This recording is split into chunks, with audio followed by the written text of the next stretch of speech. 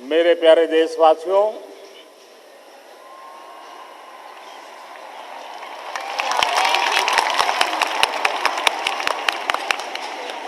स्वतंत्रता के इस पवित्र दिवस पर सभी देशवासियों को अनेक अनेक शुभकामनाएं। आज रक्षाबंधन का भी पर्व है। सदियों से चली आई ये परंपरा भाई बहन के प्यार को अभिव्यक्त करती है। मैं सभी देशवासियों को, सभी भाइयों बहनों को इस रक्षाबंधन के पावन पर्व पर अनेक अनेक शुभकामनाएं देता हूं। स्नेह से भरा ये पर्व हमारे सभी भाइयों बहनों के जीवन में आशा आकांक्षाओं को पूर्ण करने वाला हो, सपनों को साकार करने वाला हो और स्नेह की सरिता को बढ़ाने वाला हो। आज जब देश आजादी का पर्व मना रहा है, उसी समय देश के अनेक भागों में अति वर्षा के कारण, बाढ़ के कारण लोग कठिनाइयों से जूझ रहे हैं। कईयों ने अपने स्वजन खोए हैं। मैं उनके प्रति मेरी संवेदनाएं प्रकट करता हूं और राज्य सरकार, केंद्र सरकार, एनडीआरएफ, सभी संगठन नागरिकों का कष्ट कम कैसे हो, सामान्य परिस्थिति जल्दी कैसे लौटे, उसके लिए दिन रात प्रयास कर रहे हैं। आज जब हम आजादी के इस पवित्र दिवस को मना रहे हैं, तब देश की आजादी के लिए जिन्होंने अपना जीवन दे दिया, जिन्होंने अपनी जवानी दे दी, जिन्होंने जवानी जेलों में काट दी, जिन्होंने फांसी के फंदे को चूम लिया, जिन्होंने सत्याग्रह के माध्यम से आजादी के बुगल में अहिंसा के स्वर भर दिए, पूज्य बापू के नेतृत्व में देश ने आजादी पाई। मैं आज देश के आजादी के उन सभी बलिदानियों को, त्यागी तपस्वियों को आदरपूर्वक नमन करता हूं। उसी प्रकार से देश आजाद होने के बाद इतने वर्षों में देश की शांति के लिए, सुरक्षा के लिए, समृद्धि के लिए लक्षावधि लोगों ने अपना योगदान दिया है। मैं आज आजाद भारत के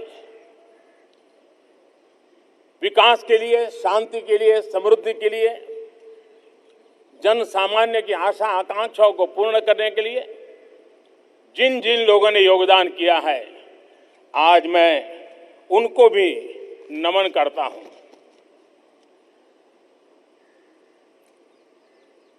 नई सरकार बनने के बाद लाल किले से मुझे आज फिर से एक बार आप सबका गौरव करने का अवसर मिला है। अभी इस नई सरकार को 10 हफ्ते भी नहीं हुए हैं, लेकिन 10 हफ्ते के छोटे से कार्यकाल में भी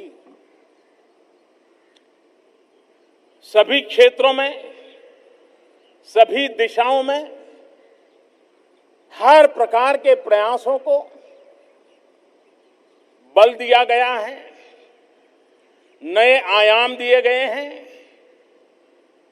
और सामान्य जनता ने जिन आशा, अपेक्षा, आकांक्षाओं के साथ हमें सेवा करने का मौका दिया है, उसको पूर्ण करने में एक पल का भी विलंब किए बिना हम पूरे सामर्थ्य के साथ, पूरे समर्पण भाव के साथ आपकी सेवा में मग्न है। 10 हफ्ते के भीतर भीतर ही अनुच्छेद 370 का हटना, 35A का हटना,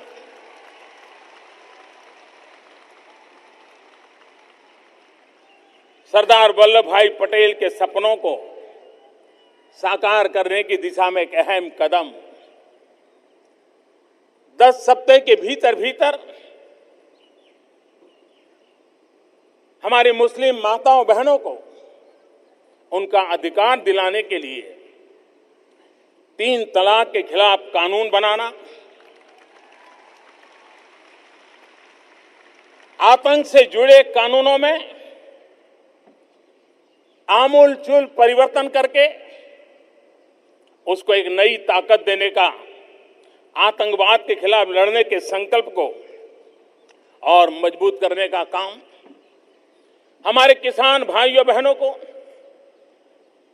प्रधानमंत्री सम्मान निधि के तहत 90,000 करोड़ रुपया किसानों के खाते में ट्रांसफर करने का एक महत्वपूर्ण काम आगे बढ़ा है। हमारे किसान भाई बहन, हमारे छोटे व्यापारी भाई बहन, उनको कभी कल्पना नहीं थी कि उनके जीवन में भी पेंशन की व्यवस्था हो सकती है। 60 साल की आयु के बाद वे भी सम्मान के साथ जी सकते हैं। शरीर जब ज्यादा काम करने के लिए मदद न करता हो, उस समय कोई सहारा मिल जाए, वैसी पेंशन योजना को भी लागू करने का काम कर दिया है। जल संकट की चर्चा बहुत होती है, भविष्य जल संकट से गुजरेगा, ये भी चर्चा होती है। उन चीजों को पहले से ही सोच करके केंद्र और राज्य मिलकर के योजनाएं बनाए। इसके लिए एक अलग जल शक्ति मंत्रालय का भी निर्माण किया गया है। हमारे देश में बहुत बड़ी तादाद में डॉक्टरों की जरूरत है, आरोग्य की सुविधाएं और व्यवस्थाओं की आवश्यकता है। उसको पूर्ण करने के लिए नए कानूनों की जरूरत है, नई व्यवस्थाओं की जरूरत है, नई सोच की जरूरत है। देश के नौजवानों को डॉक्टर बनने के लिए अवसर देने की जरूरत है। उन चीजों को ध्यान रखते हुए मेडिकल एजुकेशन को पारदर्शी बनाने के लिए अनेक महत्वपूर्ण कानून हमने बनाए हैं, महत्वपूर्ण निर्णय किए हैं। आज पूरे विश्व में बच्चों के साथ अत्याचार की घटनाएं सुनते हैं। भारत भी हमारे छोटे छोटे बालकों को असहाय नहीं छोड़ सकता है। उन बालकों की सुरक्षा के लिए कठोर कानून प्रबंधन आवश्यक था। हमने इस काम को भी पूर्ण कर लिया है। भाइयों बहनों, 2014 से 19 5 साल मुझे सेवा करने का आपने मौका दिया।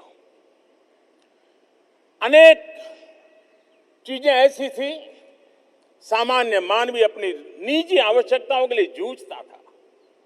हमने 5 साल लगातार प्रयास किया कि हमारे नागरिकों की जो रोजमर्रा की जिंदगी की आवश्यकताएं हैं, खास करके गांव की, गरीब की, किसान की, दलित की, पीड़ित की, शोषित की, वंचित की, आदिवासी की, उन पर बल देने का हमने प्रयास किया और गाड़ी को हम ट्रैक पर लाए और उस दिशा में आज बहुत तेजी से काम चल रहा है। लेकिन वक्त बदलता है।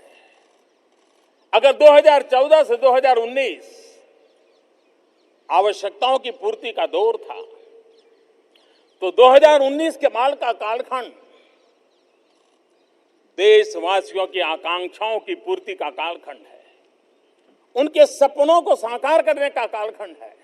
और इसलिए 21वीं सदी का भारत कैसा हो, कितनी तेज गति से चलता हो, कितनी व्यापकता से काम करता हो, कितनी ऊंचाई से सोचता हो, इन सभी बातों को ध्यान में रखते हुए आने वाले 5 साल के कार्यकाल को आगे बढ़ाने का एक खाका हमने तैयार करके एक के बाद एक कदम उठा रहे हैं। 2014 में मैं देश के लिए नया था। 2013-14 में चुनाव के पूर्व मैं भारत भ्रमण करके मैं देशवासियों की भावनाओं को समझने का प्रयास कर रहा था, लेकिन हर किसी के चेहरे पर एक निराशा थी, एक आशंका थी। लोग सोचते थे, क्या ये देश बदल सकता है? क्या सरकारें बदलने से देश बदल जाएगा? एक निराशा जन सामान्य के मन में घर कर गई थी। लंबे कालखंड के अनुभव का यह परिणाम था। आशाएं लंबी टिकती नहीं थी, पल दो पल में आशा और निराशा के गर्त में डूब जाती थी। लेकिन जब 2019 में 5 साल के कठोर परिश्रम के बाद जन सामान्य के लिए एकमात्र समर्पण भाव के साथ दिल दिमाग में सिर्फ और सिर्फ मेरा देश, दिल दिमाग में सिर्फ और सिर्फ मेरे देश के करोड़ों देशवासी इस भावना को लेकर के चलते रहे, पल पल उसी के लिए खपाते रहे। और जब 2019 में गए, मैं हैरान था। देशवासियों का मिजाज बदल चुका था, निराशा आशा में बदल चुकी थी, सपने संकल्पों से जुड़ चुके थे, सिद्धि सामने नजर आ रही थी और सामान्य मानवी का एक ही स्वर था, हां, मेरा देश बदल सकता है।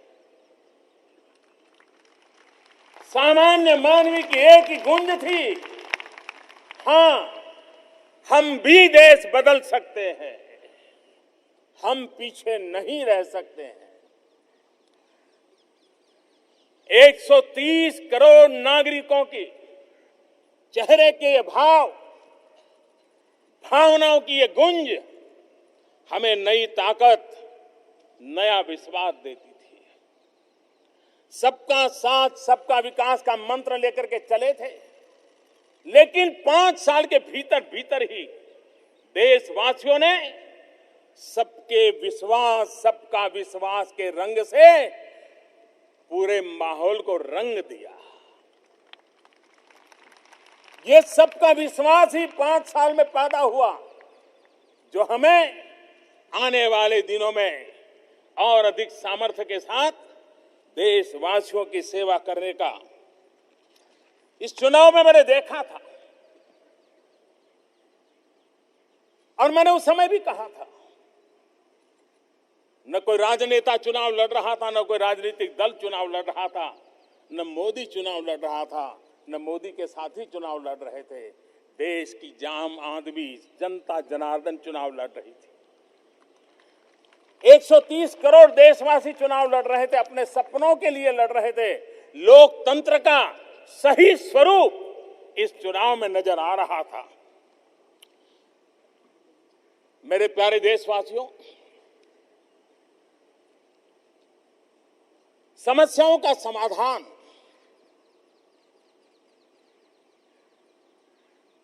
इसके साथ साथ सपनों, संकल्प और सिद्धि का कालखंड हमें अब साथ साथ चलना है। ये साफ बात है कि समस्याओं का जब समाधान होता है तो स्वावलंबन का भाव पैदा होता है। समाधान से स्वावलंबन की ओर गति बढ़ती है। जब स्वावलंबन होता है तो आपको अपने आप स्वाभिमान उजागर होता है, और स्वाभिमान का सामर्थ्य बहुत होता है। आत्मसम्मान का सामर्थ्य किसी से भी ज्यादा होता है। और जब समाधान हो, संकल्प हो, सामर्थ्य हो, स्वाभिमान हो, तब सफलता के आड़े कुछ नहीं आ सकता है। और आज देश उस स्वाभिमान के साथ सफलता की नई ऊंचाइयों को पार करने के लिए, आगे बढ़ने के लिए कृत निश्चयी है। जब हम समस्याओं का समाधान देखते हैं तो टुकड़ों में नहीं सोचना चाहिए। तकलीफें आएगी, एक साथ वाहवाही के लिए हाथ लगा करके छोड़ देना, ये तरीका देश को सपनों को साकार करने के लिए काम नहीं आएगा। हमने समस्याओं को जड़ों से मिटाने की कोशिश करनी होगी। आपने देखा होगा, हमारी मुस्लिम बेटियां, हमारी बहनें, उनके सर पर 3 तलाक की तलवार लटकती थी। वो डरी हुई जिंदगी जीती थी। 3 तलाक की शिकार शायद न हुई हो, लेकिन कभी भी 3 तलाक की शिकार हो सकती हैं, ये भय उसको जीने नहीं देता था, उसको मजबूर कर देता था। दुनिया के कई देश, इस्लामिक देश, उन्होंने भी इस कुप्रथा को हमसे बहुत पहले खत्म कर दिया, लेकिन किसी न किसी कारण से हमारी मुस्लिम माताओं बहनों को हक देने में हम हिचकिचाते थे।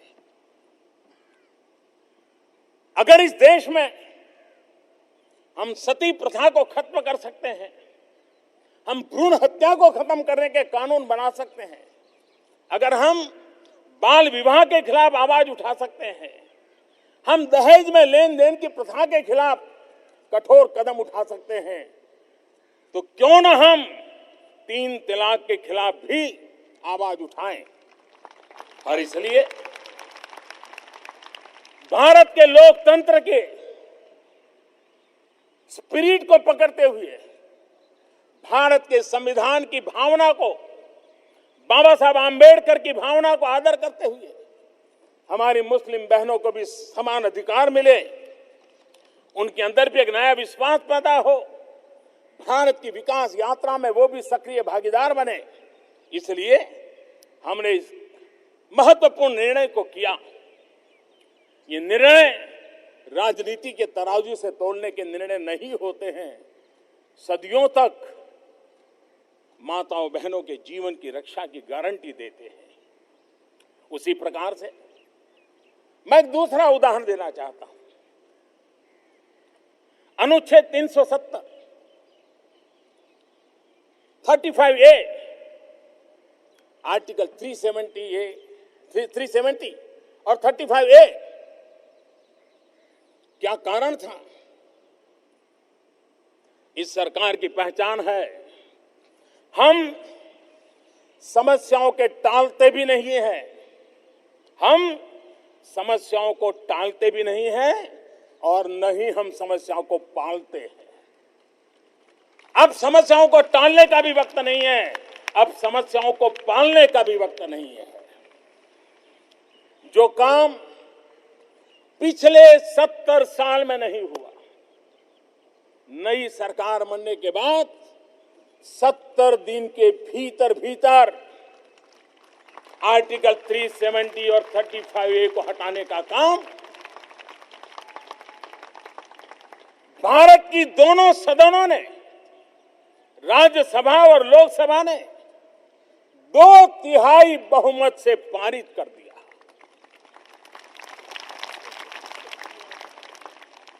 इसका मतलब यह हुआ कि हर किसी के दिल में यह बात पड़ी थी, लेकिन प्रारंभ कौन करे, आगे कौन आए, शायद उसी का इंतजार था।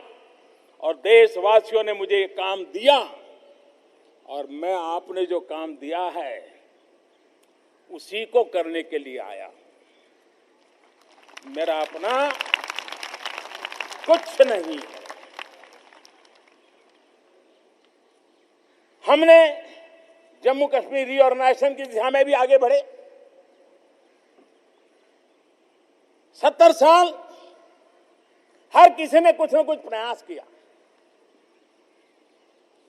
हर सरकारों ने कोई न कोई प्रयास किया, लेकिन इच्छित परिणाम नहीं मिले। और जब इच्छित परिणाम नहीं मिले हैं तो नए सिरे से सोचने की, नए सिरे से कदम बढ़ाने की आवश्यकता होती है। और जम्मू कश्मीर और लद्दाख के नागरिकों की आशा आकांक्षा पूरी हो, ये हम सबका दायित्व है। उनके सपनों को नए पंख मिले, ये हम सबकी जिम्मेवारी है। और उसके लिए 130 करोड़ देशवासियों ने इस जिम्मेवारी को उठाना है। और इस जिम्मेवारी को पूरा करने के लिए जो भी रुकावटें सामने आई हैं, उनको दूर करने का हमने प्रयास किया है। पिछले 70 साल में इन व्यवस्थाओं ने अलगाववाद को बल दिया है, आतंकवाद को जन्म दिया है, परिवारवाद को पोषा है और एक प्रकार से भ्रष्टाचार और भेदभाव की नींव को मजबूती देने का ही काम किया है। और इसलिए वहां की महिलाओं को अधिकार मिले,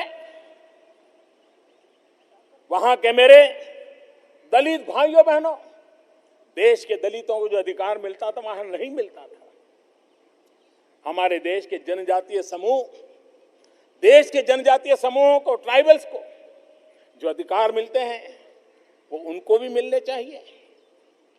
वहां के हमारे कई ऐसे समाज व्यवस्था के लोग, चाहे वे गुजर हो, बकरवाल हो, गद्दी हो, सिप्पी हो, बाल्टी हो, ऐसी अनेक जनजातियां, उनको राजनीतिक अधिकार भी मिलने चाहिए। उसे देने की दिशा में हम हैरान हो जाएंगे।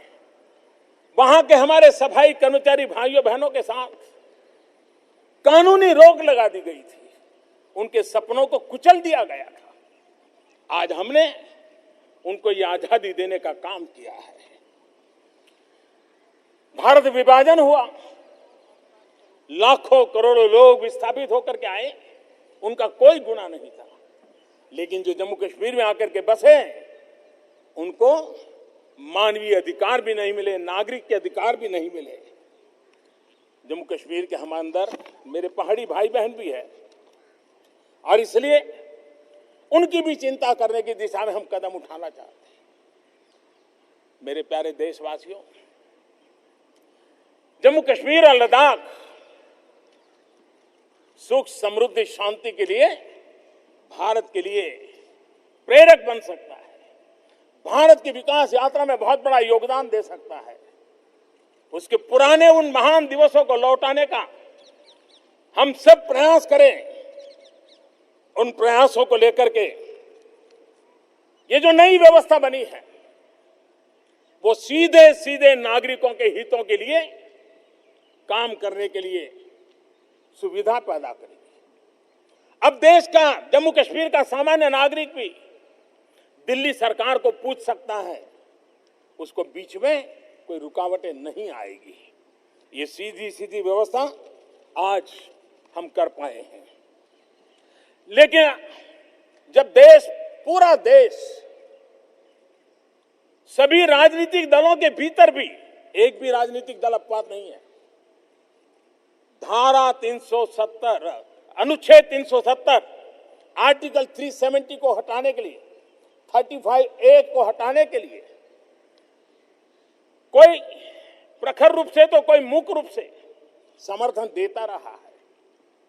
लेकिन राजनीति के गलियारों में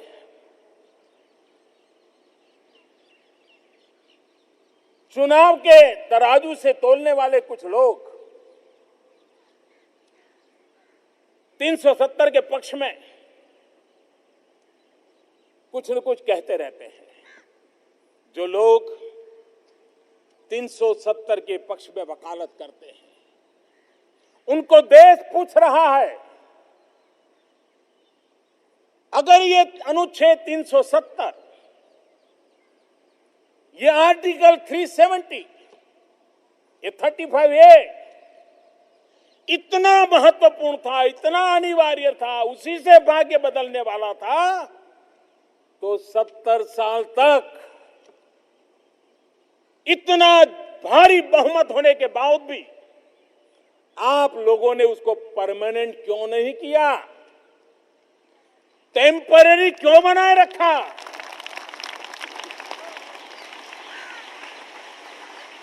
अगर इतना कन्विक्शन था तो आगे आते, परमानेंट कर देते। लेकिन इसका मतलब यह है, आप भी जानते थे ये जो हुआ है वो सही नहीं हुआ है, लेकिन सुधार करने की आप में हिम्मत नहीं थी, इरादा नहीं था। राजनीतिक भविष्य पर सवाल या निशान लगते थे। मेरे लिए देश का भविष्य सब कुछ है, राजनीतिक भविष्य कुछ नहीं होता है।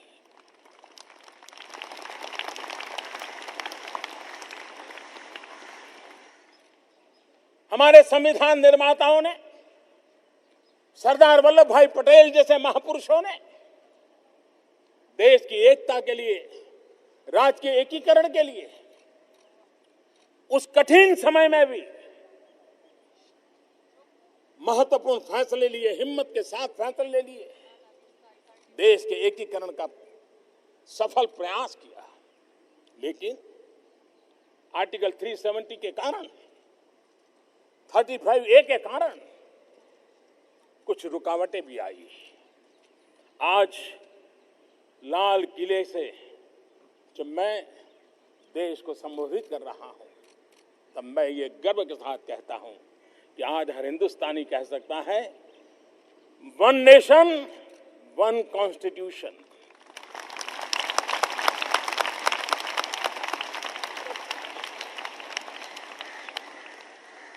और हम सरदार साहब का एक भारत श्रेष्ठ भारत, इसी सपने को चरितार्थ करने में लगे हुए हैं। तब ये साफ साफ बनता है कि हम ऐसी व्यवस्थाओं को विकसित करें जो देश की एकता को बल दे, देश को जोड़ने के लिए सीमेंटिंग फोर्स के रूप में उभर करके आए। और ये प्रक्रिया निरंतर चलनी चाहिए, वो एक समय के लिए नहीं होती है, अविरत होनी चाहिए। जीएसटी के माध्यम से हमने वन नेशन वन टैक्स, उस सपने को साकार किया। उसी प्रकार से पिछले दिनों ऊर्जा के क्षेत्र में वन नेशन वन ग्रिड, इस काम को भी हमने सफलतापूर्वक पार किया। उसी प्रकार से one nation one mobility card, इस व्यवस्था को भी हमने विकसित किया। और आज देश में व्यापक रूप से चर्चा चल रही है, एक देश एक साथ चुनाव। ये चर्चा होनी चाहिए, लोकतांत्रिक तरीके से होनी चाहिए। और कभी न कभी एक भारत श्रेष्ठ भारत के सपनों को साकार करने के लिए और भी ऐसी नई चीजों को हमने जोड़ना होगा। मेरे प्यारे देशवासियों, देश को नई ऊंचाइयों को पार करना है, देश को विश्व के अंदर अपना स्थान प्रस्थापित करना है, तो हमें अपने घर में भी गरीबी से मुक्ति का भान को बल देना ही होगा। ये किसी के लिए उपकार नहीं है, भारत के उज्जवल भविष्य के लिए हमें गरीबी से मुक्त होना ही होगा। गत 5 वर्ष में गरीबी कम करने की दिशा में, गरीबों की संख्या गरीबी से बाहर आए, उस दिशा में बहुत सफल प्रयास हुए हैं। पहले की तुलना में ज्यादा तेज गति से और ज्यादा व्यापकता से इसमें सफलता प्राप्त हुई है। लेकिन फिर भी गरीब व्यक्ति सम्मान अगर उसको प्राप्त हो जाता है, उसका स्वाभिमान जग जाता है, तो वो गरीबी से लड़ने के लिए सरकार का इंतजार नहीं करेगा। वो अपने सामर्थ्य से गरीबी को परास्त करने के लिए आएगा। हम में से किसी से भी ज्यादा विपरीत परिस्थितियों में जूझने की ताकत अगर किसी में है तो मेरे गरीब भाइयों बहनों में है। कितनी ठंड क्यों न हो, वो मुट्ठी बंद करके गुजारा कर सकता है। जिसके भीतर ये सामर्थ्य है, आइए उस सामर्थ्य के हम पुजारी बने और इसलिए उसकी रोजमर्रा की जिंदगी की कठिनाइयों को हम दूर करें। क्या कारण है कि मेरे गरीब के पास शौचालय ना हो, घर में बिजली ना हो, रहने के लिए घर ना हो, पानी की सुविधा ना हो, बैंक में खाता ना हो, कर्ज लेने के लिए साहूकारों के घर जाकर के एक प्रकार से सब कुछ गिरवी रखना पड़ता हो। आइए गरीबों के आत्मसम्मान, आत्मविश्वास को, उनके स्वाभिमान को ही आगे बढ़ाने के लिए, सामर्थ्य देने के लिए हम उसको प्रयास करें। भाइयों बहनों, आजादी के 70 साल हो गए। बहुत सारे काम सब सरकारों ने अपने अपने तरीके से किए हैं। सरकार किसी भी दल की क्यों न हो, केंद्र की हो, राज्य की हो, हर किसी ने अपने अपने तरीके से प्रयास किए हैं। लेकिन ये भी सच्चाई है कि आज हिंदुस्तान में करीब करीब आधे घर ऐसे हैं जिन घरों में पीने का पानी उपलब्ध नहीं है। उनको पीने का पानी प्राप्त करने के लिए मशक्कत करनी पड़ती। माताओं बहनों को सर पे बोझ उठा करके, मटके लेकर के 2-2, 3-3, 5-5 किलोमीटर जाना पड़ता है। जीवन का बहुत सारा हिस्सा सिर्फ पानी में खप जाता है। और इसलिए हमने इस सरकार ने एक विशेष काम की तरफ बल देने का निर्णय किया है, और वो है हमारे हर घर में जल कैसे पहुंचे, हर घर को जल कैसे मिले, पीने का शुद्ध पानी कैसे मिले। और इसलिए आज मैं लाल किले से घोषित करता हूं कि हम आने वाले दिनों में जल जीवन मिशन को लेकर के आगे बढ़ेंगे। ये जल जीवन मिशन, इसके लिए करीब केंद्र और राज्य साथ मिलकर के काम करेंगे और आने वाले वर्षों में 3.5 लाख करोड़ रुपए से भी ज्यादा रकम इस जल जीवन मिशन के लिए खर्च करने का हमने संकल्प किया। जल संचय हो, जल सिंचन हो,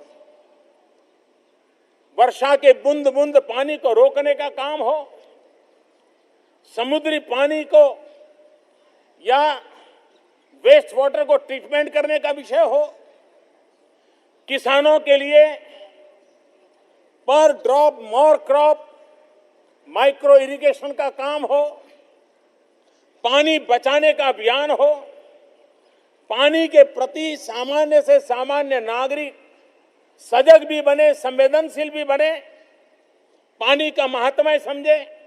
हमारे शिक्षा क्रमों में भी बच्चों को भी बचपन से ही पानी के महत्व की शिक्षा दी जाए। पानी संग्रह के लिए, पानी के स्रोतों को पुनर्जीवित करने के लिए हम लगातार प्रयास करें और हम इस विश्वास के साथ आगे बढ़ें कि पानी के क्षेत्र में पिछले 70 साल में जो काम हुआ है, हमें 5 साल में 4 गुने से भी ज्यादा उस काम को करना होगा।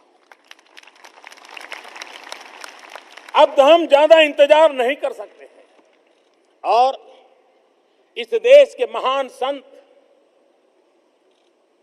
सैकड़ों साल पहले संत थिरुवल्लुवर जी ने उस समय एक महत्वपूर्ण बात कही थी। सैकड़ों साल पहले, तब तो शायद किसी ने पानी के संकट को सोचा भी नहीं होगा। पानी के महात्मा को भी नहीं सोचा होगा। और तब संत थिरुवल्लुवर जी ने कहा था, निर इंद्रु अमियाधु, निर इंद्रु अमियाधु उलगह, निर इंद्रु अमियाधु उलगह। यानी जब पानी समाप्त हो जाता है तो प्रकृति का कार्य थम जाता है, रुक जाता है, एक प्रकार से विनाश प्रारंभ हो जाता है। मेरा जन्म गुजरात में हुआ। गुजरात में एक तीर्थ क्षेत्र है महुड़ी करके, उत्तरी गुजरात में है। जैन समुदाय के लोग वहां जाते आते रहते हैं। आज से करीब 100 साल पहले वहां एक जैन मुनि हुई है। अब वो किसान के घर में पैदा हुए थे, किसान थे, खेत में काम करते थे, लेकिन जैन परंपरा के साथ जुड़ करके वे दीक्षित हुए, जैन मुनि बने। करीब 100 साल पहले वो लिख करके गए हैं। उन्होंने लिखा है, बुद्धि सागर जी महाराज ने, उन्होंने लिखा है कि एक दिन ऐसा आएगा जब पानी किराने की दुकान में बिकता होगा। आप कल्पना कर सकते हैं, 100 साल पहले एक संत लिख के गया कि पानी किराने की दुकान में बिकेगा। आज हम पीने का पानी किराने की दुकान से लेते हैं। कहां से कहां हम पहुंच गए। मेरे प्यारे देशवासियों, न हमें थकना है, न हमें थमना है, न हमें रुकना है, न हमें आगे बढ़ने से हिचकिचाना है। यह अभियान सरकारी नहीं बनना चाहिए। जल संचय का यह अभियान जैसे स्वच्छता का अभियान चला था, जन सामान्य का अभियान बनना चाहिए।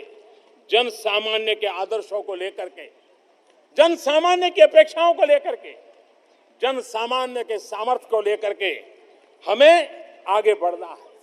मेरे प्यारे देशवासियों, अब हमारा देश उस दौर में पहुंचा है जिसमें बहुत सी बातों से अब अपने आप को छुपाए रखने की जरूरत नहीं है। हमें चुनौतियों को सामने से स्वीकार करने का वक्त आ चुका है। कभी राजनीतिक नफा नुकसान के इरादे से हम निर्णय करते हैं, लेकिन इससे देश की भावी पीढ़ी का बहुत नुकसान होता है। वैसा ही एक विषय है जिसको मैं आज लाल किले से स्पर्श करना चाहता हूं, और वो विषय है हमारे यहां बेतहाशा जो जनसंख्या विस्फोट हो रहा है। ये जनसंख्या विस्फोट हमारे लिए, हमारी आने वाली पीढ़ी के लिए अनेक नए संकट पैदा करता है। लेकिन ये बात मानना होगा कि हमारे देश में एक जागरूक वर्ग है जो इस बात को भली भांति समझता है। वे अपने घर में शिशु को जन्म देने से पहले भली भांति सोचता है कि मैं कहीं उसके साथ अन्याय तो नहीं कर दूंगा, उसको जो मानवीय आवश्यकताओं की पूर्ति है वो मैं कर पाऊंगा कि नहीं कर पाऊंगा, उसके जो सपने हैं उन सपनों पूरा करने के लिए मैं अपनी भूमिका अदा कर पाऊंगा कि नहीं कर पाऊंगा। इन सारे पैरामीटर से अपने परिवार का लेखा जोखा लेकर के हमारे देश में आज भी स्वयं प्रेरणा से एक छोटा वर्ग परिवार को सीमित करके अपने परिवार का भी भला करता है और देश का भला करने में बहुत बड़ा योगदान देता है। ये सब सम्मान के अधिकारी हैं, ये आदर के अधिकारी हैं। उनका जितना सम्मान करें, छोटा परिवार रख के भी वो देशभक्ति को ही प्रकट करते हैं, वो देशभक्ति का अभिव्यक्ति करते हैं। मैं चाहूंगा कि हम सभी समाज के लोग इनके जीवन को बारीकी से देखें तो उन्होंने अपने परिवार में जनसंख्या वृद्धि से अपने आप को बचा करके परिवार की कितनी सेवा की है। देखते ही देखते एक दो पीढ़ी में ही परिवार कैसे आगे बढ़ चल गया है, बच्चों ने कैसे शिक्षा पाई है, वो परिवार बीमारी से कैसे मुक्त है, वो परिवार अपने प्राथमिक आवश्यकताओं कैसी बढ़िया ढंग से पूरा करता है। हम भी उनसे सीखें और हमारे घर में किसी भी शिशु को आने से पहले हम सोचें कि जो शिशु मेरे घर में आएगा क्या उसकी आवश्यकताओं की पूर्ति के लिए मैंने अपने आप को तैयार कर लिया है? क्या मैं उसको समाज के भरोसे ही छोड़ दूंगा? मैं उसको उसके नसीब पे छोड़ दूंगा? कोई मां बाप ऐसा नहीं हो सकता है कि जो अपने बच्चों को इस प्रकार की जिंदगी जीने के लिए मजबूर होने वाले फिर भी बच्चों को जन्म देता रहता हो। और इसलिए एक सामाजिक जागरूकता की आवश्यकता है। जिन लोगों ने ये बहुत बड़ी भूमिका अदा की है उनके सम्मान की आवश्यकता है और उन्हीं के प्रयासों के उदाहरण लेकर के समाज के बाकी वर्ग जो अभी भी इससे बाहर है उनको जोड़ करके जनसंख्या विस्फोट इसकी हमें चिंता करनी ही होगी। सरकारों ने भी भिन्न भिन्न योजनाओं के तहत आगे आना होगा, चाहे राज्य सरकार हो, केंद्र सरकार हो। हर किसी ने इस दायित्व को कंधे से कंधा मिला करके हम अस्वस्थ समाज नहीं सोच सकते, हम अशिक्षित समाज नहीं सोच सकते हैं। 21वीं सदी का भारत चाहे सपनों को पूरा करने का सामर्थ्य व्यक्ति से शुरू होता है, परिवार से शुरू होता है। अगर आबादी शिक्षित नहीं है, तंदुरुस्त नहीं है, तो न वो घर भी सुखी होता है न वो देश भी सुखी होता है। जन आबादी शिक्षित हो, सामर्थ्यवान हो, स्किल्ड हो और अपनी इच्छा आवश्यकताओं की पूर्ति करने के लिए उपयुक्त माहौल प्राप्त करने के लिए संसाधन उपलब्ध हो, तो मैं समझता हूं कि देश इन बातों को पूर्ण कर सकता है। मेरे प्यारे देशवासियों, आप भली भांति जानते हैं कि भ्रष्टाचार, भाई भतीजावाद हमारे देश को कल्पना बाहर का नुकसान किया है और ऐसे दिमक की तरह हमारे जीवन में घुस गया है। उसको निकालने के लिए हम लगातार प्रयास कर रहे हैं। सफलताएं भी मिली है, लेकिन बीमारी इतनी गहरी है, बीमारी इतनी फैली हुई है कि हमें और अधिक प्रयास, और वो भी सिर्फ सरकारी स्तर पे नहीं, हर स्तर पे करते ही रहना पड़ेगा और ये निरंतर करना पड़ेगा। ये एक बार करने से होला काला काम नहीं होता है, क्योंकि बुरी आदतें कभी जैसे पुरानी बीमारी होती है कभी ठीक हो जाती है, लेकिन मौका मिलते ही फिर से वो बीमारी आ जाती है। वैसे ही एक ऐसी बीमारी है, उसको हमने निरंतर टेक्नोलॉजी का उपयोग करते हुए इसको निरस्त करने की दिशा में कई कदम उठाए हैं। हर स्तर पर ईमानदारी और पारदर्शिता को बल मिले, इसके लिए भी भरसक प्रयास किए गए हैं। आपने देखा होगा पिछले 5 साल में भी इस बार आते ही सरकार में बैठे हुए अच्छे अच्छे लोगों को छुट्टी कर दी गई। हमारे इस अभियान में जो रुकावट बनते थे उनसे कहा कि आप अपना कारोबार कर लीजिए, अब देश को आपकी सेवाओं की जरूरत नहीं है। और मैं स्पष्ट मानता हूं व्यवस्थाओं में बदलाव होना चाहिए, लेकिन साथ साथ समाज जीवन में भी बदलाव होना चाहिए। समाज जीवन में बदलाव होना चाहिए, उसके साथ साथ व्यवस्थाओं को चलाने वाले लोगों के दिल दिमाग में भी बदलाव बहुत अनिवार्य होता है। तभी जाकर के हम इच्छित परिणामों को प्राप्त कर सकते हैं। भाइयों बहनों,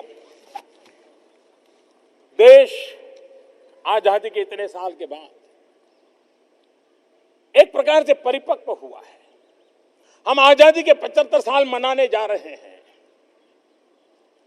आजादी के 75 साल मनाने जा रहे हैं। तब ये आजादी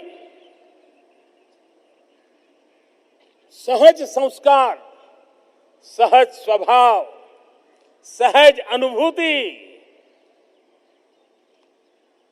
ये भी आवश्यक होती है। मैं हमेशा एक बात मेरे अफसरों के साथ बैठता हूं तो करता हूं। सार्वजनिक रूप से तो बोलता नहीं था, लेकिन आज मन करता है मैं बोल ही दूं। मैं अपने अफसरों के बीच में बार बार कहता हूं कि क्या आजादी के इतने सालों के बाद रोजमर्रा की जिंदगी में सरकारों की जो दखल है सामान्य नागरिक के जीवन में, क्या हम उस दखल को कम नहीं कर सकते, खत्म नहीं कर सकते हैं? आजाद भारत का मतलब तो मेरा यह है कि धीरे धीरे धीरे सरकारें लोगों की जिंदगी से बाहर आए, लोग अपनी जिंदगी जीने के लिए, निर्णय करने के लिए, आगे बढ़ने के लिए सारे रास्ते उनके लिए खुले होने चाहिए। मन मर्जी पड़े उस दिशा में, देश के हित में और परिवार की भलाई के लिए, स्वयं के सपनों के लिए आगे बढ़े, ऐसा इकोसिस्टम हमको बनाना ही होगा। और इसलिए सरकार का दबाव नहीं होना चाहिए, लेकिन साथ साथ जहां मुसीबत की पल हो तो सरकार का अभाव भी नहीं होना चाहिए।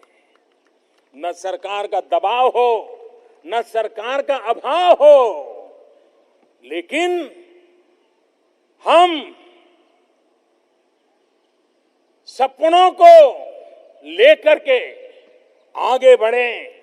सरकार हमारे एक साथी के रूप में हर पल मौजूद हो। जरूरत पड़े तो लगना चाहिए हाँ है, कोई चिंता का विषय नहीं है। क्या उस प्रकार की व्यवस्थाएं हम विकसित कर सकते हैं? हमने गैर जरूरी कई कानूनों को खत्म किया। गत 5 वर्ष में एक प्रकार से मैंने प्रतिदिन एक गैर जरूरी कानून खत्म किया था। देश के लोगों को शायद ये बात पहुंची नहीं होगी। हर दिन एक कानून खत्म किया था। करीब करीब 1450 कानून खत्म किए थे, सामान्य मानवीय के जीवन पर से बोझ कम हो। अभी सरकार को 10 हफ्ते हुए, अभी तो इन 10 हफ्तों में 60 ऐसे कानूनों को खत्म कर दिया है। ईज ऑफ लिविंग, यह आजाद भारत की आवश्यकता है और इसलिए हम ईज ऑफ लिविंग को बल देना चाहते हैं, उसी को आगे ले जाना चाहते हैं। आज ईज ऑफ डूइंग बिजनेस में हमने काफी प्रगति कर रहे हैं। पहले 5 में 50 में, पहले 50 में पहुंचने का सपना है। उसके लिए कई रिफॉर्म की जरूरत होती है, कई छोटी मोटी रुकावटें। वरना कोई छोटा सा उद्योग करना चाहता है, कोई छोटा सा काम करना चाहता है, यहां फॉर्म भरो, उधर फॉर्म भरो, इधर जाओ, उस ऑफिस जाओ, सैकड़ों ऑफिसों में चक्कर लगाता रहता है, उसको मेल ही नहीं बैठता है। इनको खत्म करते करते करते, रिफॉर्म करते करते, केंद्र और राज्यों को भी साथ लेते लेते, नगर पालिका, महानगर पालिकाओं को भी साथ लेते लेते हमने ईज ऑफ डूइंग बिजनेस के काम में बहुत कुछ करने में सफल हुए हैं। और दुनिया को भी विश्वास पैदा हुआ है कि भारत जैसा इतना बड़ा देश, डेवलपिंग कंट्री, ये इतना बड़ा जंप लगा सकता है। और ये जब सपना देखता हूं तो मुझे ईज ऑफ डूइंग बिजनेस ये तो एक पड़ाव है, मेरी मंजिल तो है ईज ऑफ लिविंग। सामान्य मानवीय के जीवन में उसको सरकारी काम के लिए कोई मशक्कत न करनी पड़े, उसके हक का उसको सहज रूप से मिले। और इसलिए हमने आगे बढ़ने की जरूरत है, हम उस दिशा में काम करना चाहते हैं। मेरे प्यारे देशवासियों, हमारा देश आगे बढ़े, लेकिन इंक्रीमेंटल प्रोग्रेस, उसके लिए अब देश ज्यादा इंतजार नहीं कर सकता है। हमने हाई जंप लगाने पड़ेंगे, हमने छलांग लगानी पड़ेगी, हमने हमारी सोच को भी बदलना पड़ेगा। भारत को ग्लोबल बेंचमार्क की बराबरी में लाने के लिए हमारे आधुनिक इंफ्रास्ट्रक्चर उसकी ओर भी जाना पड़ेगा। और कोई कुछ भी कहे, कोई कुछ भी लिखे, लेकिन सामान्य मानवीय का सपना अच्छी व्यवस्थाओं का होता है। अच्छी चीज उसे अच्छी लगती है, उसे उसमें रुचि बनती है। और इसलिए हमने तय किया है कि इन कालखंड में 100 लाख करोड़ रुपया 100 लाख करोड़ रुपया आधुनिक इंफ्रास्ट्रक्चर के लिए लगाए जाएंगे, जिसे रोजगार भी मिलेगा, जीवन में भी एक नई व्यवस्थाएं विकसित होगी जो आवश्यकताओं की पूर्ति करेगी। चाहे सागरमाला प्रोजेक्ट हो, चाहे भारतमाला प्रोजेक्ट हो, चाहे आधुनिक रेलवे स्टेशन बनाने हो, बस स्टेशन बनाने हो, एयरपोर्ट बनाने हो, चाहे आधुनिक अस्पताल बनाने हो, चाहे विश्व स्तर के एजुकेशनल इंस्टीट्यूशंस का निर्माण करना हो, इंफ्रास्ट्रक्चर की दृष्टि से भी इन सभी चीजों को हम आगे बढ़ाना चाहते हैं। अब देश में सी पोर्ट के लिए भी आवश्यकता है। समान जीवन का भी मन बदला है, हमने इसको समझना होगा। पहले एक जमाना था कि अगर कागज पे सिर्फ निर्णय हो जाए कि एक रेलवे स्टेशन फलाना इलाके में बनने वाला है, तो महीनों तक, सालों तक एक सकारात्मक गूंज बनी रहती थी कि चलो हमारे यहाँ नजदीक में अब नया रेलवे स्टेशन आ रहा है। आज वक्त बदल चुका है। आज सामान्य नागरिक रेलवे स्टेशन मिलने से संतुष्ट नहीं है, वो तुरंत पूछता है वंदे भारत एक्सप्रेस हमारे इलाके में कब आएगी। उसकी सोच बदल गई है। अगर हम एक बढ़िया से बढ़िया बस स्टेशन बना दें, 5 स्टार रेलवे स्टेशन बना दें, तो वहां का नागरिक ये नहीं कहता है शाबाश बहुत बढ़िया काम किया है, वो तुरंत कहता है साहब हवाई अड्डा कब आएगा। यानी अब उसकी सोच बदल चुकी है। कभी रेल के स्टॉपेज से संतुष्ट होने वाला मेरा देश का नागरिक बढ़िया से बढ़िया रेलवे स्टेशन मिलने के बाद तुरंत कहता है साहब बात की तो ठीक है, हवाई अड्डा कब आएगा। पहले किसी भी नागरिक को मिले तो कहता था कि साहब पक्की सड़क कब आएगी, हमारे यहाँ पक्की सड़क कब बनेगी। आज कोई मिलता है तो तुरंत कहता है साहब 4 लेन वाला रोड बनेगा कि 6 लेन वाला। सिर्फ पक्की सड़क तक वो सीमित रहने के लिए उसकी सोच। और मैं मानता हूं आकांक्षी भारत के लिए ये बहुत बड़ी बात होती है। पहले गांव के बाहर बिजली का खंभा ऐसे ही नीचे ला करके सुला दिया हो तो लोग कहते चलो भाई बिजली आई, अभी तो खंभा नीचे पड़ा हुआ है, गाढ़ा भी नहीं है। आज बिजली के तार भी लग जाए, घर में मीटर भी लग जाए, तो वो पूछता है साहब 24 घंटे बिजली कब आएगी। अब वो खंभे और तार से, मीटर से संतुष्ट नहीं है। वो चाहता है, पहले जब मोबाइल आया तो उसको लगता था कि मोबाइल फोन आ गया, वो एक संतोष का अनुभव करता था। लेकिन आज वो तुरंत चर्चा करने लगता है कि डेटा की स्पीड क्या है।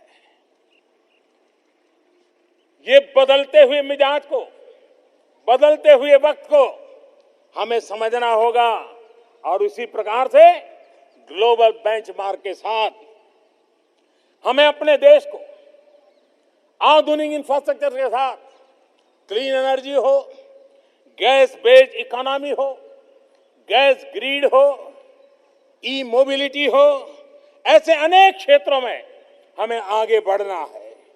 मेरे प्यारे देशवासियों, आमतौर पर हमारे देश में सरकारों की पहचान ये बनती रही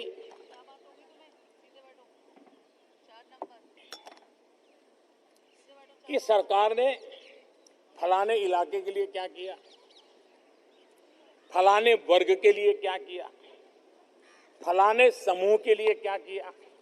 आमतौर पर क्या दिया, कितना दिया, किसको दिया, किसको मिला, उसी के आसपास सरकार और जनमानस चलते रहे और उसको अच्छा भी माना गया। मैं भी शायद उस समय की मांग रही होगी, आवश्यकता रही होगी, लेकिन अब किसको क्या मिला, कैसे मिला, कब मिला, कितना मिला, इन सब के रहते हुए भी हम सब मिलकर के देश को कहां ले जाएंगे, हम सब मिलकर को देश को कहां पहुंचाएंगे, हम सब मिलकर के देश के लिए क्या अचीव करेंगे, इन सपनों को लेकर के जीना, जूझना और चल पड़ना ये समय की मांग है। और इसीलिए $5 ट्रिलियन इकोनॉमी, इसका सपना संजोया है। 130 करोड़ देशवासी अगर छोटी छोटी चीजों को लेकर चल पड़े तो $5 ट्रिलियन इकोनॉमी कईयों को मुश्किल लगता है, वो गलत नहीं हो सकते, लेकिन अगर मुश्किल काम नहीं करेंगे तो देश आगे कैसे बढ़ेगा। मुश्किल चुनौतियों को नहीं उठाएंगे तो चलने का मिजाज कहां से बनेगा। मनोवैज्ञानिक दृष्टि से भी हमने हमेशा ऊंचे निशान रखने चाहिए और हमने रखा है, लेकिन वो हवा में नहीं है।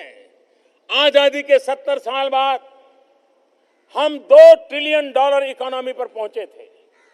70 साल की हमारी विकास यात्रा ने हमें $2 ट्रिलियन इकोनॉमी में पहुंचाया था, लेकिन 2014 से 2019 5 साल के भीतर भीतर हम लोग 2 ट्रिलियन से 3 ट्रिलियन पहुंच गए। $1 ट्रिलियन हमने जोड़ दिया। अगर 5 साल में 70 साल में जो हुआ उसमें इतना बड़ा जंप लगाया तो आने वाले 5 साल में हम $5 ट्रिलियन इकोनॉमी बन सकते हैं। और ये सपना हर हिंदुस्तानी का होना चाहिए। और जब इकोनॉमी बढ़ती है तो जीवन भी बेहतर बनाने की सुविधा बनती है। छोटे से छोटे व्यक्ति के सपनों के साकार करने के लिए अवसर पैदा होते हैं और ये अवसर पैदा करने के लिए देश के आर्थिक क्षेत्र में हमें इस बात को आगे ले जाना है। जब हम सपना देखते हैं कि देश के किसान की आय 2 गुनी होनी चाहिए, जब हम सपना देखते हैं कि आजादी के 75 साल हिंदुस्तान में कोई परिवार गरीब से गरीब भी उसका पक्का घर होना चाहिए, जब हम सपना देखते हैं कि आजादी के 75 साल जब करें तब देश के हर परिवार के अंदर बिजली होनी चाहिए, जब हम सपना देखते हैं कि आजादी के 75 साल करें तब हिंदुस्तान के हर गांव में ऑप्टिकल फाइबर नेटवर्क हो, ब्रॉडबैंड की कनेक्टिविटी हो, लॉन्ग डिस्टेंस एजुकेशन की सुविधा हो, ये सारे जब सपने देखते हैं, हमारे समुद्री संपत्ति, ब्लू इकोनॉमी, इस क्षेत्र को हम बल दें, हमारे मछुआरे भाइयों बहनों को हम ताकत दें, हमारा किसान अन्नदाता है, ऊर्जादाता बने, हमारा किसान ये भी एक्सपोर्टर क्यों न बने, दुनिया के हमारे अंदर हमारे किसानों के द्वारा पैदा की हुई चीजों का डंका क्यों न बजे। इन सपनों को लेकर के हम चलना चाहते हैं। हमारे देश को एक्सपोर्ट बढ़ाना ही होगा। हम सिर्फ हिंदुस्तान को बाजार बना करके देखें, हम भी दुनिया के बाजार में पहुंचने के लिए भरसक प्रयास करें। हमारे हर डिस्ट्रिक्ट में दुनिया के एक एक देश की जो ताकत होती है, छोटे छोटे देशों की, वो ताकत हमारे एक एक डिस्ट्रिक्ट में होती है। हमने इस सामर्थ्य को समझना है, इस सामर्थ्य को हमने चैनलाइज करना है और हमारे हर जिले एक्सपोर्ट हब बनने की दिशा में क्यों न सोचे। हर जिले का अपना हैंडीक्राफ्ट है, हर जिले के अंदर अपनी अपनी विशेषताएं। अगर किसी जिले के पास इत्र की पहचान है तो किसी जिले के पास साड़ियों की पहचान है, किसी जिले के पास अगर बर्तन मशहूर है उसके तो किसी जिले में मिठाई मशहूर है। हर एक के पास विविधता है, सामर्थ्य है। हमने ग्लोबल मार्केट के लिए जीरो डिफेक्ट, जीरो इफेक्ट से उसका मैन्युफैक्चरिंग कैसे हो और इस विविधता को दुनिया को परिचित कराते हुए हम अगर उसको एक्सपोर्ट में बल देंगे, दुनिया के मार्केट को कैप्चर करने की दिशा में हम काम करेंगे, तो देश के नौजवानों को रोजगार मिलेगा। हमारे स्मॉल स्केल इंडस्ट्रीज को, माइक्रो लेवल की इंडस्ट्रीज को इसके कारण एक बहुत बड़ी ताकत मिलेगी और उस ताकत को हमने बढ़ाना है। हमारा देश टूरिस्ट डेस्टिनेशन के लिए, दुनिया के लिए अजूबा हो सकता है, लेकिन किसी न किसी कारण से जितनी तेजी से हमने वो करना चाहिए हम नहीं कर पाए हैं। आइए हम सभी देशवासी तय करें कि हमें देश के टूरिज्म को बल देना है। क्या हम उस काम के लिए, टूरिस्ट जब बढ़ता है कम से कम पूंजी निवेश से ज्यादा रोजगार मिलता है, देश की इकोनॉमी को बल मिलता है और दुनिया भर के लोग आज भारत को नए सिरे से देखने के लिए तैयार है।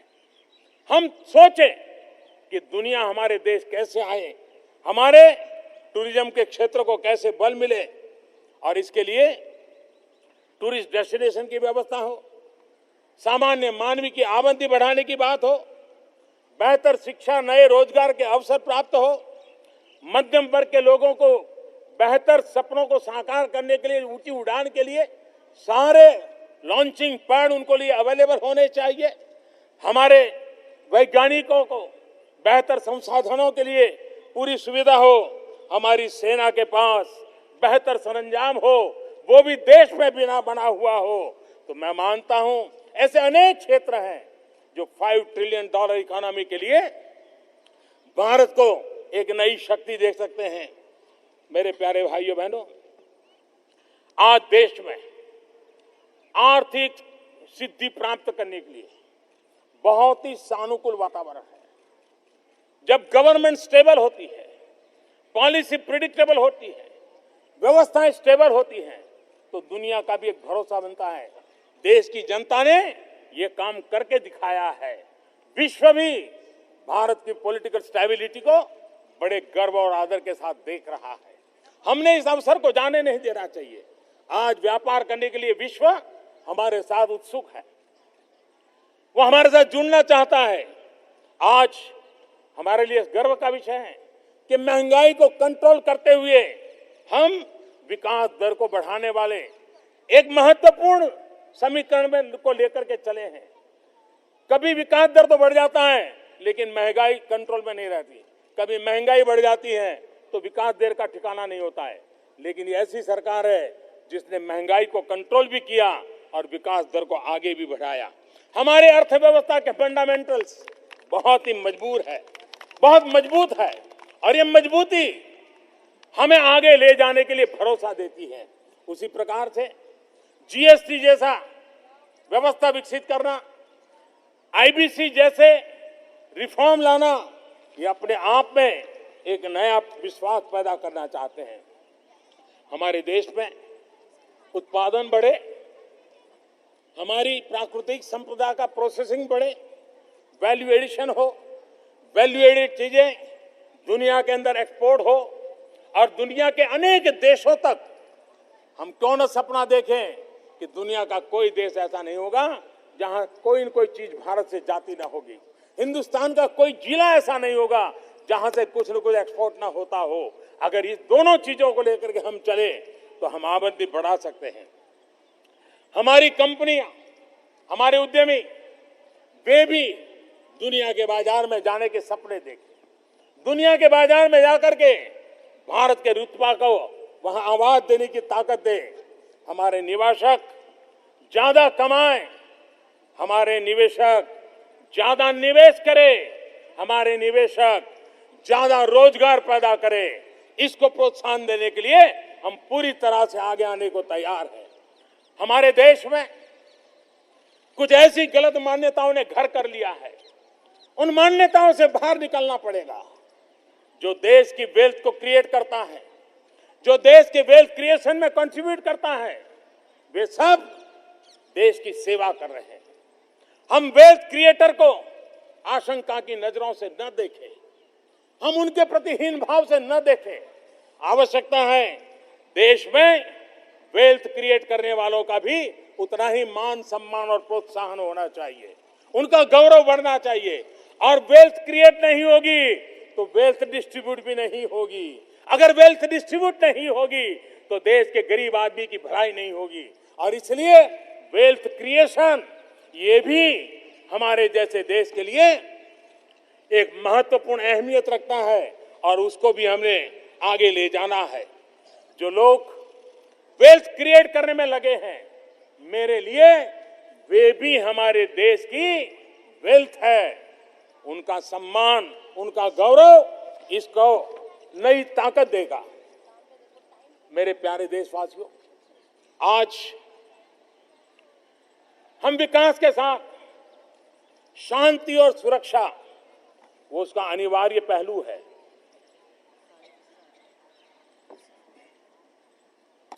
शांति और सुरक्षा विकास के अनिवार्य पहलू है। दुनिया आज असुरक्षा से घिरी हुई है। दुनिया के किसी न किसी भाग में, किसी न किसी रूप में मौत का साया मंडरा रहा है। विश्व शांति, विश्व समृद्धि के लिए भारत को अपनी भूमिका अदा करनी होगी। वैश्विक परिवेश में भारत मुख्य दर्शक बन के नहीं रह सकता है और भारत आतंक फैलाने वालों के खिलाफ मजबूती के साथ लड़ रहा है। विश्व के किसी भी कोने में आतंक की घटना ये मानवतावाद के खिलाफ छेड़ा हुआ युद्ध है और इसलिए मानवतावादी शक्तियां विश्व भर की एक हो। आतंकवाद को पनाह देने वाले, आतंकवाद को प्रोत्साहन देने वाले, आतंकवाद को एक्सपोर्ट करने वाले, ऐसी सारी ताकतों को दुनिया के सामने उनके सही स्वरूप में प्रस्तुत करना, दुनिया की ताकत को जोड़ करके आतंकवाद को नष्ट करने की प्रयासों में भारत अपनी भूमिका अदा करे, उसके लिए हम चाहते हैं। कुछ लोगों ने सिर्फ भारत को ही नहीं, हमारे पड़ोस के देशों को भी आतंकवाद से तबाह करके रखा हुआ है। बांग्लादेश भी आतंकवाद से जूझ रहा है, अफगानिस्तान भी आतंकवाद से जूझ रहा है। श्रीलंका के अंदर चर्च में बैठे हुए निर्दोष लोगों को मौत के घाट उतार दिया जा रहा है। कितनी बड़ी दर्दनाक बातें हैं। और इसलिए हमें आतंकवाद के खिलाफ जब हम लड़ाई लड़ते हैं तब हम इस पूरे भूभाग के शांति और सुरक्षा के लिए भी हमारी भूमिका अदा करने के लिए सक्रिय काम कर रहे हैं। हमारा पड़ोसी, हमारा एक अच्छा मित्र अफगानिस्तान 4 दिन के बाद वो अपने आजादी का जश्न मनाएगा और ये आजादी उनका 100वां साल है। मैं आज लाल किले से अफगानिस्तान के मेरे मित्रों को जब 100वीं आजादी का उत्सव मनाने जा रहे हैं 4 दिन के बाद, मैं अनेक अनेक शुभकामनाएं देता हूं। आतंक और हिंसा का माहौल बनाने वालों को, उनको फैलाने वालों को, भय का वातावरण पैदा करने वालों को नेस्त नाबूद करना सरकार की नीति, सरकार की रणनीति और उसमें हमारी स्पष्टता साफ है। हमें कोई हिचकिचाहट नहीं है। हमारे सैनिकों ने, हमारे सुरक्षा बलों ने, सुरक्षा एजेंसियों ने बहुत प्रशंसनीय काम किया है। संकट की घड़ी में भी देश को शांति देने के लिए यूनिफॉर्म में खड़े हुए सब लोगों ने अपनी जीवन की अपनी आज आहूत करके हमारी कल को रोशन करने के लिए जीवन खपाया है। मैं उन सबको सैल्यूट करता हूं, मैं उनको नमन करता हूं। लेकिन समय रहते रिफॉर्म की भी बहुत आवश्यकता होती है। आपने देखा होगा हमारे देश में सैन्य व्यवस्था, सैन्य शक्ति, सैन्य संसाधन, उसके रिफॉर्म पर लंबे अरसे से चर्चा चल रही है। अनेक सरकारों ने इसकी चर्चा की है, अनेक कमीशन बैठे हैं, अनेक रिपोर्ट आए हैं और सारे रिपोर्ट करीब करीब एक ही स्वर को उजागर करते रहे हैं। 19-20 का फर्क है, ज्यादा फर्क नहीं है, लेकिन इन बातों को लगातार कहा गया है। हमारी तीनों जल, थल, नभ, उनके बीच कोऑर्डिनेशन तो है। हम गर्व कर सके ऐसी हमारी सेना की व्यवस्थाएं हैं। किसी भी हिंदुस्तानी को गर्व हो, ऐसा हो। वे अपने अपने तरीके से आधुनिकता के लिए भी प्रयास करते हैं, लेकिन आज जैसे दुनिया बदल रही है, आज युद्ध के दायरे बदल रहे हैं, रूप रंग बदल रहे हैं। आज जिस प्रकार से टेक्नोलॉजी ड्रिवन व्यवस्थाएं बन रही है, तब भारत को भी टुकड़ों में सोचने से नहीं चलेगा। हमारी पूरी सैन्य शक्ति को एक मुश्त होकर के एक साथ आगे बढ़ने की दिशा में काम करना होगा। जल, थल, नभ में से एक आगे रहे, दूसरा 2 कदम पीछे रहे, तीसरा 3 कदम पीछे रहे, तो नहीं चल सकता। तीनों एक साथ एक ही ऊंचाई पर आगे बढ़े, कोऑर्डिनेशन अच्छा हो, सामान्य मानवीय की आशा आकांक्षाओं के अनुकूल हो, विश्व में बदलते हुए युद्ध के और सुरक्षा के माहौल के अनुरूप हो। इन बातों को ध्यान में रखते हुए आज मैं लाल किले से एक महत्वपूर्ण निर्णय की घोषणा करना चाहता हूं। इस विषय के जो जानकार हैं वो बहुत लंबे अरसे से इसकी मांग करते रहे हैं।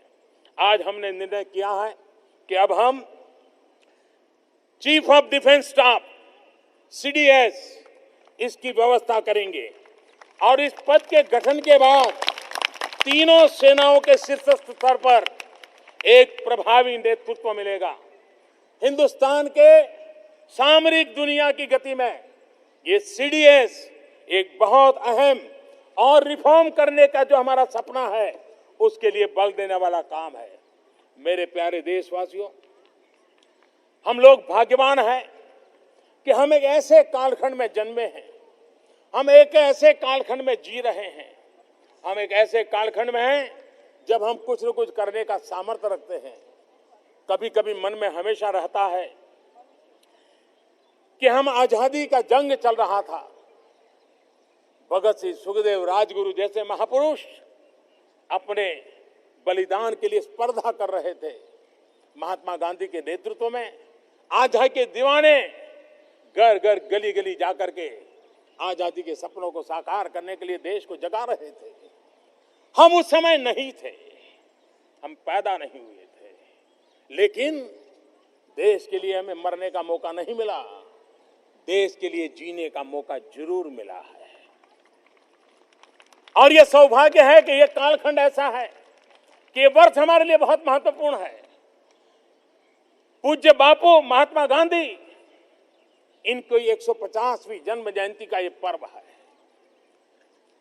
ऐसे अवसर हमें अपने कालखंड में मिले, ये अपने आप में हमारा सौभाग्य है।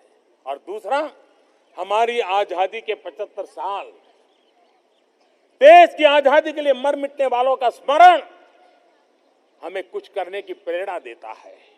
इस अवसर को हमने खोना नहीं देना चाहिए।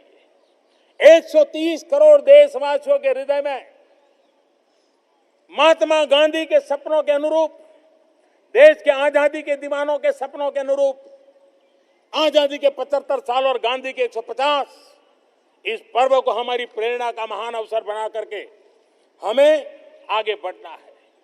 मैंने इसी लाल किले से 2014 में स्वच्छता के लिए बात कही थी।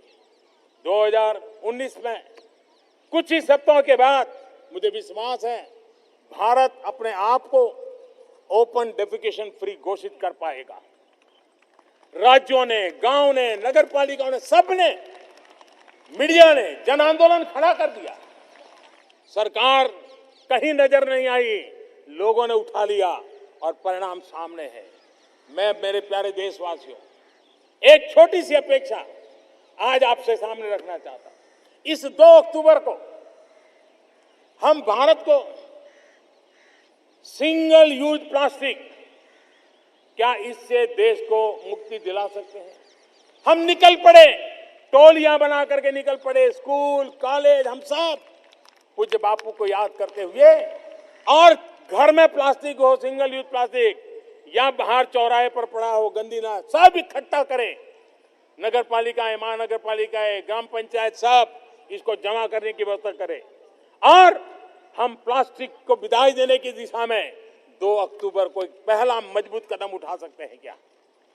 आइए मेरे देशवासियों, हम इसको आगे बढ़ाएं और फिर मैं स्टार्टअप वालों को, टेक्नीशियंस को, उद्यमियों को आग्रह करता हूं कि हम इन प्लास्टिक के रिसाइकल के लिए क्या करें। जैसे हाईवेज बनाने के लिए प्लास्टिक का उपयोग हो रहा है, ऐसी बहुत सी विधाएं हो सकती हैं, लेकिन जिसके कारण अनेक समस्याएं पैदा हो रही है, उससे मुक्ति के लिए हमने ही अभियान छेड़ना होगा। लेकिन साथ साथ हमने अल्टरनेट व्यवस्थाएं भी देनी पड़ेगी। मैं तो सभी दुकानदारों से आग्रह करूंगा, आप अपने दुकान पर हमेशा बोर्ड लगाते हैं, एक बोर्ड ये भी लगा दीजिए, कृपा करके हमसे प्लास्टिक की थैली की अपेक्षा न करें। आप अपने घर से कपड़े का थैला लेकर के आइए, या तो हम कपड़े का थैला भी बेचेंगे, ले जाइए। हम एक वातावरण बनाएं, दिवाली पर हम जहां भांति भांति के लोगों को गिफ्ट देते हैं, क्यों न इस बार और हर बार कपड़े के थैले लोगों को गिफ्ट करें, ताकि कपड़े का थैला लेकर के मार्केट जाएगा तो आपकी कंपनी की एडवर्टाइजमेंट भी होगी। आप सिर्फ डायरी देते हैं तो शायद कुछ नहीं होता है, कैलेंडर देते हैं तो कुछ नहीं होता है, थैला देंगे तो जहां जाएगा थैले के आपकी एडवर्टाइजिंग भी करता रहेगा। हम पूरे चीजों को, और जूट के थैले हो मेरे किसानों को मदद करेगा, कपड़े के थैले हो मेरे किसान को मदद करेगा, छोटे छोटे काम है, गरीब विधवा मां जो सिलाई करती होगी उसको मदद करेगा। यानी हमारा एक छोटा सा निर्णय भी सामान्य मानवी के जीवन में किस प्रकार से बदलाव ला सकता है, हम उस दिशा में काम करें। मेरे प्यारे देशवासियों, $5 ट्रिलियन इकोनॉमी का सपना हो, स्वावलंबी भारत की सपना हो, महात्मा गांधी के आदर्शों को जीना आज भी प्रस्तुत है। महात्मा गांधी के विचार आज भी स्तुत्य है, और इसलिए मेक इन इंडिया का जो मिशन हमने लिया है उसको हमने आगे बढ़ाना है। मेड इन इंडिया प्रोडक्ट, ये हमारी प्राथमिकता क्यों ना होनी चाहिए। हम तय करें कि मैं अपने जीवन में मेरे देश में जो बनता है, जो मिलता है, वो मेरी प्राथमिकता होगी। और हमने तो लकी कल के लिए लोकल प्रोडक्ट पर बल देना है। लकी कल के लिए लोकल,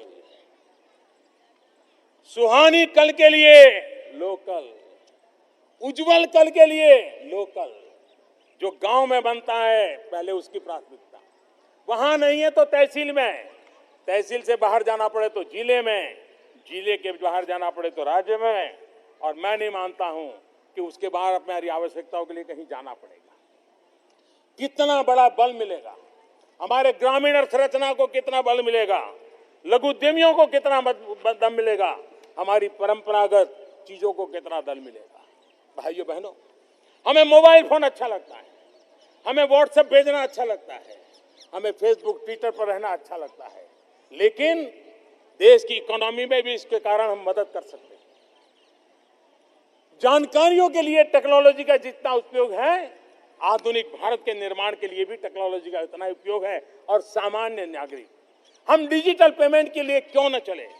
आज हमें गर्व है कि हमारा रुपे कार्ड सिंगापुर में चल रहा है, हमारा रुपे कार्ड आने वाले दिनों में और देशों में भी चलने वाला है। हमारी एक डिजिटल प्लेटफॉर्म बड़ा मजबूती के साथ उभर रहा है। लेकिन हमारे गांव में छोटी छोटी दुकानों में भी, हमारे शहर के छोटे छोटे मॉल में भी हम क्यों न डिजिटल पेमेंट की ओर बल दें। आइए ईमानदारी के लिए, ट्रांसपेरेंसी के लिए और देश की इकोनॉमी को ताकत देने के लिए हम ये डिजिटल पेमेंट, और मैं तो व्यापारियों को कहूंगा, आप बोर्ड लगाते हैं, ज्यादातर गांव में जाओगे व्यापारियों के बोर्ड होते हैं, आज नकद कल उधार, ऐसा बोर्ड लगा रहता है। आज नकद कल उधार। मैं चाहता हूं कि अब तो हमने बोर्ड लगा चाहना, ये डिजिटल पेमेंट को हाँ, नकद को ना, ये एक माहौल बनाना चाहिए। मैं बैंकिंग क्षेत्र को आग्रह करता हूं, मैं व्यापार जगत के लोगों को आग्रह करता हूं कि आइए हम इन चीजों को बल दें। हमारे देश में middle class, higher middle class का बल्क बढ़ता चला जा रहा है, अच्छी बात है। साल में एक दो बार परिवार के साथ दुनिया के अलग अलग देशों में टूरिस्ट के रूप में भी जाते हैं, बच्चों को एक्सपोजर मिलता है, अच्छी बात है। लेकिन मैं आज ऐसे सभी परिवारों से आग्रह करता हूं, देश के लिए, जब देश आजादी का 75 साल मना रहा है, तब देश के लिए इतने महापुरुषों ने बलिदान दिए हैं, तब जिंदगी खपा दी है, तब क्या आप नहीं चाहते हैं कि आपके संतान भी हमारे देश की बारीकियों को समझे? कौन मां बाप नहीं चाहेगा कि हमारे आपकी आने वाली पीढ़ी भावात्मक रूप से इस मिट्टी से जुड़े, इसके इतिहास से जुड़े, उसके हवाओं से, उसके पानी से नई ऊर्जा प्राप्त करे। यह हमने प्रयत्न पूर्वक करना चाहिए। हम कितने ही आगे बढ़े, लेकिन जड़ों से कटना हमें कभी भी बचा नहीं सकता है, बढ़ा नहीं सकता है। और इसलिए जो दुनिया में टूरिस्ट के रूप में भले जाते हो, क्या मैं आपसे एक चीज मांग सकता हूं? लाल किले पर से देश के नौजवानों के रोजगार के लिए, विश्व में भारत की पहचान बनाने के लिए, भारत का सामर्थ्य उजागर करने के लिए, मेरे प्यारे देशवासियों, आज मैं आपसे एक छोटी सी मांग कर रहा हूं। क्या आप तय कर सकते हैं कि 2022 आजादी के 75 साल के पहले हम कम से कम अपने परिवार के साथ भारत के कम से कम 15 टूरिस्ट डेस्टिनेशन पे जाएंगे? वहां कठिनाइयां होगी तो भी जाएंगे, वहां अच्छी होटल नहीं होगी तो भी जाएंगे। कभी कभी कठिनाइयां भी जिंदगी जीने के लिए काम आती है। हम बच्चों को आदत डालें, यही हमारा देश है, और एक बार जाना शुरू करेंगे तो वहां व्यवस्थाएं विकसित करने वाले भी लोग आने लग जाएंगे। क्यों ना हमारे देश में 100 ऐसे बढ़िया टूरिस्ट डेस्टिनेशन डेवलप न करें? क्यों हर राज्य में 2 या 5 या 7 टॉप क्लास टूरिस्ट डेस्टिनेशन तैयार टारगेट करके तय करें? और हम तय करें, हमारा नॉर्थ ईस्ट इतनी प्राकृतिक संपदा है, लेकिन कितनी यूनिवर्सिटीज होगी जो अपना टूरिस्ट डेस्टिनेशन नॉर्थ ईस्ट को बनाती है? ज्यादा कंट्रीब्यूट करना नहीं पड़ता है, आप तो 7 दिन 10 दिन निकालते ही हैं, लेकिन देश के भीतर ही निकालिए। आप देखिए, आप जहां जाकर के आएंगे वहां नई दुनिया खड़ी कर करके आएंगे, बीज रोपित करके आ जाएंगे, और जीवन में आपको भी संतोष मिलेगा। और हिंदुस्तान के लोग जाना शुरू करें तो दुनिया के लोग भी आना शुरू करेंगे। हम दुनिया में जाएंगे और कहेंगे आपने वो देखा है? कोई टूरिस्ट हमको पूछेगा कि भाई आप हिंदुस्तान से आ रहे हो, आपने तमिलनाडु का वो टेम्पल देखा है? और हम कहेंगे नहीं, मैं नहीं गया। तो वो हमें पूछेगा, अरे कमाल हो, मैं तो तुम्हारे देश में तिरुपति तमिलनाडु के मंदिर देखने चला गया था और तुम यहाँ देखने आए हो। हम दुनिया में जाएं, अपने देश को जान करके जाएं, हम इस काम कर सकते हैं। मैं मेरे किसान भाइयों से आज आग्रह करना चाहता हूं, आपसे मैं कुछ मांगना चाहता हूं। मेरे किसान के लिए, मेरे देशवासियों के लिए, ये धरती हमारी मां है। भारत माता की जय बोलते ही हमारे भीतर ऊर्जा का संचार होता है। वंदे मातरम बोलते ही इस धरती मां के लिए खप जाने की प्रेरणा मिलती है। एक दीर्घकालीन इतिहास हमारे सामने आता है। लेकिन क्या कभी हमने इस धरती मां के स्वास्थ्य की चिंता की है? हम जिस प्रकार से केमिकल का उपयोग कर रहे हैं, केमिकल फर्टिलाइजर का उपयोग कर रहे हैं, पेस्टिसाइड्स का उपयोग कर रहे हैं, हम हमारी इस धरती मां को तबाह कर रहे हैं। इस मां के संतान के रूप में, एक किसान के रूप में, मुझे मेरी धरती मां को तबाह करने का हक नहीं है। मेरी धरती मां को दुखी करने का हक नहीं है। मेरी धरती मां को बीमार बना देने का हक नहीं है।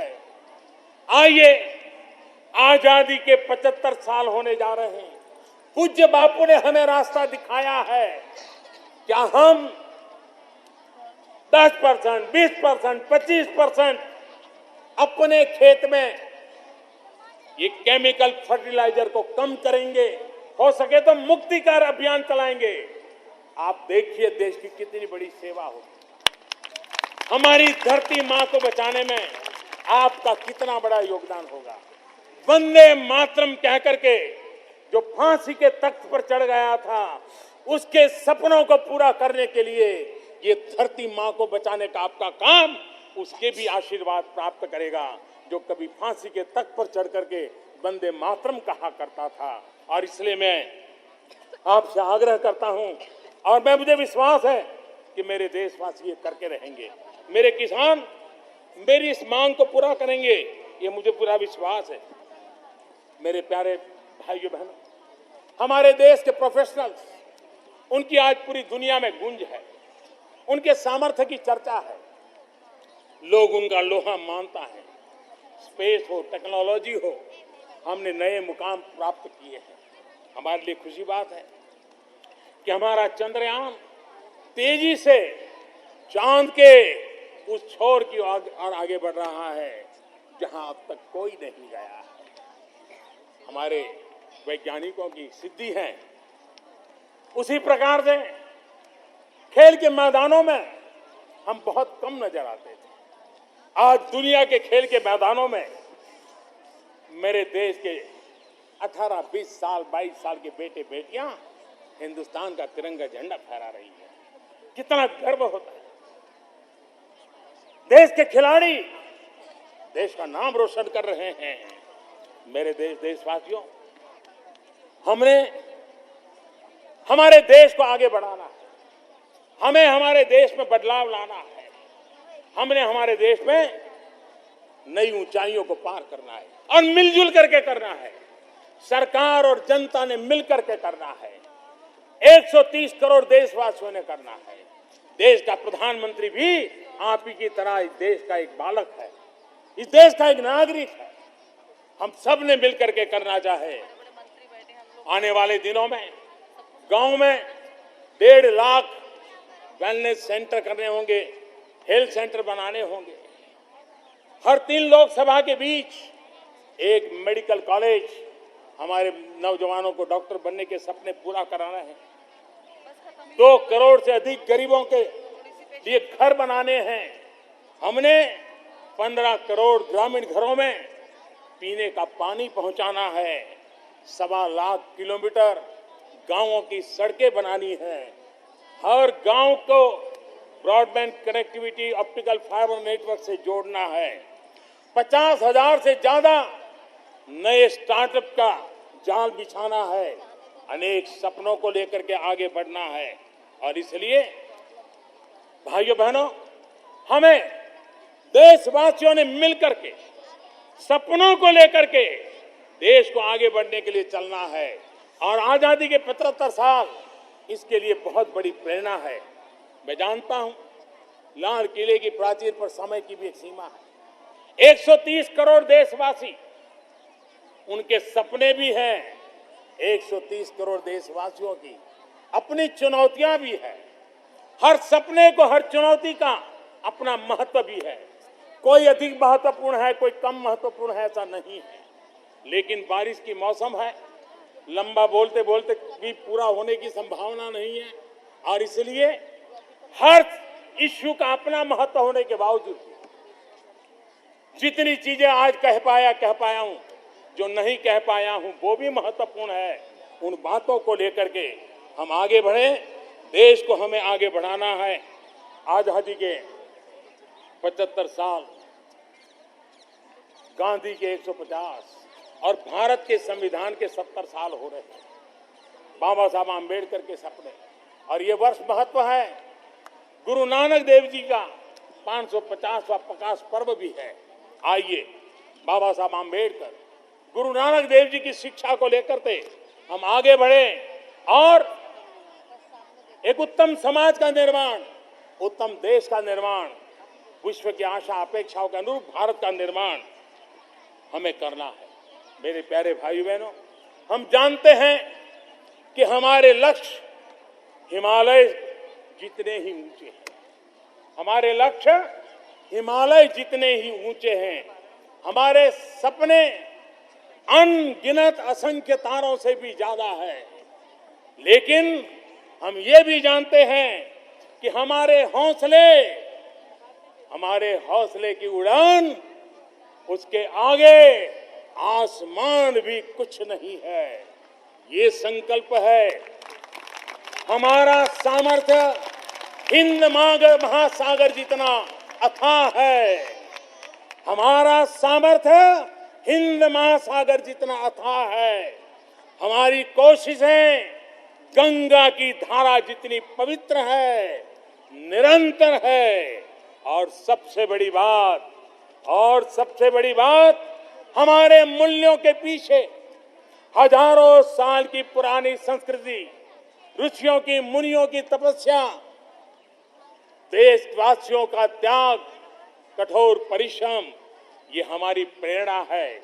आइए हम इन्हीं विचारों के साथ, इन्हीं आदर्शों के साथ, इन्हीं संकल्पों के साथ सिद्धि प्राप्त करने के लक्ष्य को लेकर के हम चल पड़े। नया भारत निर्माण करने के लिए अपनी जिम्मेवारियों को निभाते हुए नया आत्मविश्वास, नया संकल्प, नया भारत की बनाने की जड़ी बूटी है। आइए हम मिलकर के देश को आगे बढ़ाएं। इसी एक अपेक्षा के साथ मैं फिर एक बार देश के लिए जीने वाले, देश के लिए जूझने वाले, देश के लिए मरने वाले, देश के लिए कर गुजरने वाले हर किसी को नमन करते हुए मेरे साथ बोलिए, जय हिंद, जय हिंद, भारत माता की, भारत माता की, वंदे वंदे।